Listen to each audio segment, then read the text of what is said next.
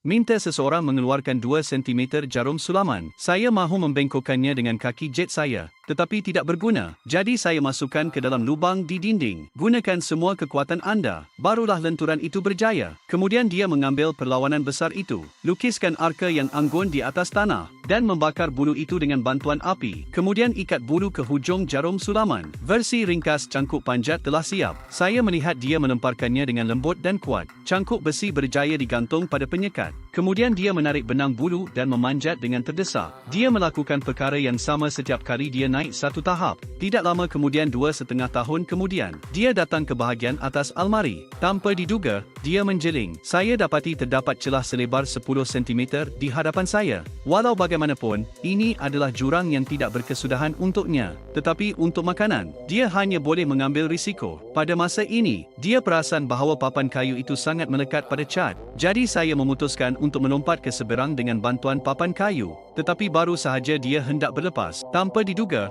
cat tiba-tiba longgar. Dia hampir jatuh dari tebing. Nasib baik, dia menangkap tepi papan tepat pada masanya. Kemudian pada saat papan itu jatuh sepenuhnya, dia guna kuasa makan orang. Lompatan makanan sejuk. Nasib baik saya melompat ke seberang. Akhirnya sampai ke roti seperti yang saya kehendaki. Gunakan jarum sulaman dengan cepat untuk mencabut sekeping. Makanan sejuk gila. Tapi bila dia balik, mengejut, seorang janda hitam besar menerkamnya.